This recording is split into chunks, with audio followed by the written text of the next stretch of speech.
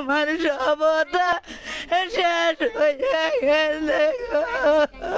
আগুনে পুড়ে ছাই হয়ে যাওয়া ঘর ও জিনিসপত্রের শোকে এভাবেই কান্নায় ভেঙে পড়েন নেলি রানী সাহা।